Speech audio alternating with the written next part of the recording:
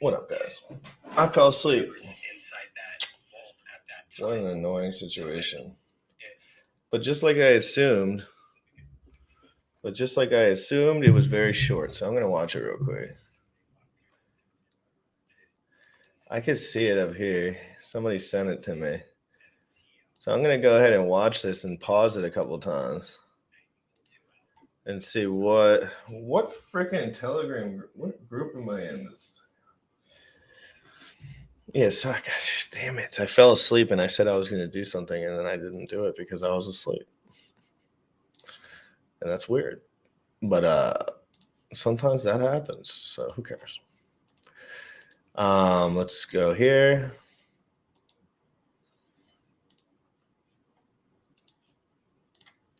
Let's get some live reaction to some of this. Guys, live reaction. Richard Hart live on Fox Business. Guys, let's hear it right here. Very interesting. That would have been the largest purchase in history there. I do want to bring in now Hex.com founder Richard Hart. You know, Richard, you are the man behind Hex, and it's been some tough sledding for you like everyone else of late. Just tell us exactly, what it is, why you created it. Well, I mean, Bitcoin's got a lot of stuff it can't do. So, right now you're seeing everyone lose all their money, and I do mean all of their money, to people that said they would give them more coins. They tried to earn yield on their Bitcoin. They gave their keys to somebody else, which is the opposite of why crypto was invented. It was invented to get rid of middlemen. So what does everyone do? They give their keys to middlemen that have a good story. They're going to give you some interest. I invented something that I gave for free to Bitcoin holders that let them generate yield by holding their own keys without giving them to somebody else. So I did some research, and I want to just ask you about a couple of things because you've got some detractors out there. It might be a easy way of saying it. And I saw one article in one FI titled "Richard Hart's Hex Token is a Brilliant Scam." It says that the biggest problem with Hex is that the answers you just referred to being paid, but the token doesn't generate revenue. So the only place money can come from is other investors. That would be a Ponzi scheme, no matter how much you spend it. So guys, I'm doing a walkthrough on this for my first time to listen. So if you haven't listened yet, just listen. I've already heard some things that I like and I'm interested in. So I'm going to go back, slow it down. But let's just have one listen through real quick. And then, of course, it goes on to say you laid on Ponzi scheme is. What do you say to an article like that? What do you say to an article like that? Everyone misuses these words. A Ponzi scheme is a fraudulent endeavor where people are told they're going to get paid more from a business activity that doesn't really exist. It's fraudulent. And there's a middleman that pays you your rewards. The family likeness test would say that Hex is most similar to Bitcoin, where miners create money out of thin air and pay themselves their own rewards through the fruits of their own labor. And therefore, since there's no middlemen, since you mint your own coins, it cannot be a Ponzi.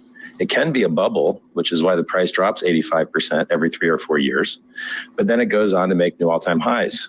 So Bitcoin's dropped 85% 3 or 4 times now, and yet it's gone up 690 million% from a penny to $69,000. And so all Hex is Bitcoin with proof of work change, where we pay people inflation to hold the price up through staking instead of paying them to destroy the environment through SHA-256 mining. So that's all it is. It's Bitcoin with a proof of work change. I've been bringing a lot of folks on in your space because I'm trying to learn all of this. And again, when people found out you were coming on, I got a whole bunch of articles. There's another one I want to ask you about because, listen, obviously you've got a pretty strong following, but there was one in AZ Coin. This is 2019. It says worrisome Hex founder Richard Hart was revealed to be a notorious scammer known as the Spam King. Again, listen. I got sued for $500 in civil court 20 years ago, and I couldn't pay for a lawyer to defend myself because in small claims court, you can't have a lawyer defend you. Okay. It would have cost me more than $500 to fly to Washington to go win the case. So I don't think being sued for $500 in small claims court makes you a Spam King. Richard, where do we go from here? With respect to the overall crypto space, Bitcoin and Hex itself? I called the top on the day. Everyone else told you Bitcoin was going to 100,000. I told you it was going down to 10,000. Why? Because it drops 85% every once in a while. But people, they forget that happens. They always think that this time's different. Nope, this time's not different. Are people paying $1 million for JPEGs, or more accurately, serial numbers loosely related to JPEGs, which may or may not still be hosted on the internet? Yes, they are. As long as people are doing that, you have to have a crash. The reality will not let idiots that buy JPEGs for $1 million survive. For Hex, right? I understand you control like 88%. Oh, Hex. People want to know, as they're getting in, are you not getting out? The best time. Oh, the origin address has never sold a single Hex. Vitalik dumps Ethereum on your head all the time. The Ethereum Foundation dumps Ethereum on your head all the time. Chainlink founder dumps Chainlink on your head all the time. The origin address in Hex has never sold a single coin, ever. If you want to know who's dumping, just go look. It's all on chain. All of Hex's trading's on chain. Unlike that crap that you see, the fake volume and fake exchange trading you see for all the other coins. All of our stuff's on chain. You can see who sold, when they bought, what other coins they like, when they're locked up for. It's a miracle. It's the most transparent trading in the entire industry. All right. Hey, that's all the time we have. I appreciate you coming on. And I do say, I called the top on the day, right? I did not know that. I did not know that. I'm waiting for you to call. I thought you were going to come on the show and call the bottom, though. That's what I'm looking for. I'll call the bottom when it's 11K. All right. And then maybe we go a little deeper. Sounds good.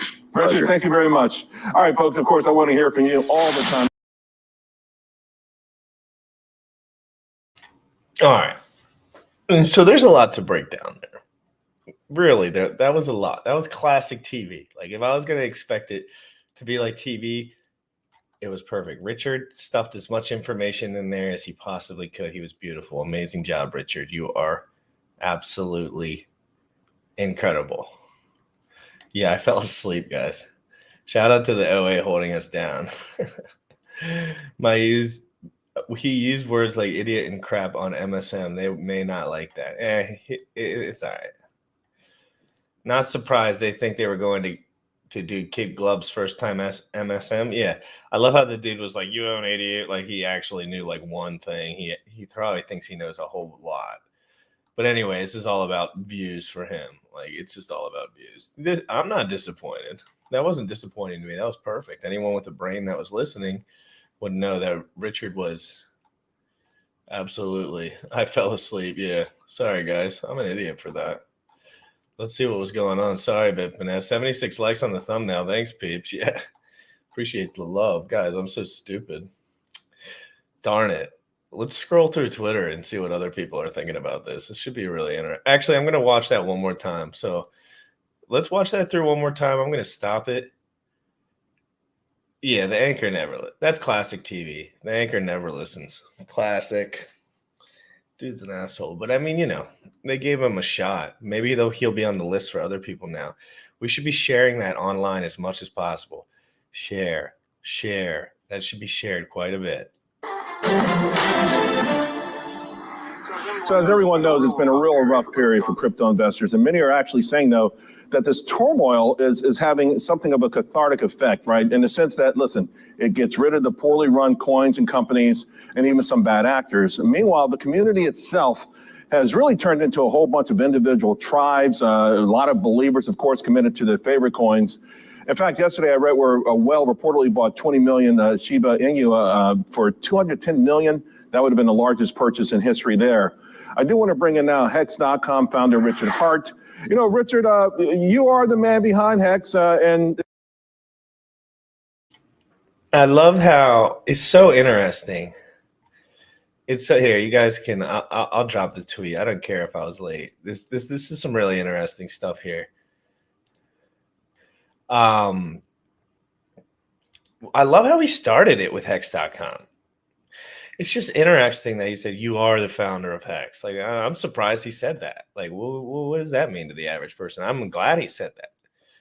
To be honest, I'm surprised he said that.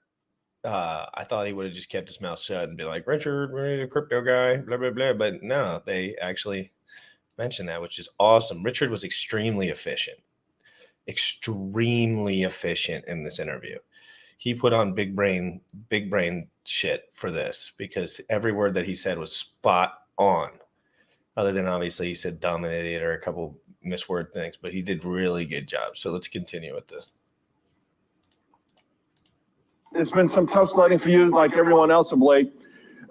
Just tell us exactly, what it is, why you created it.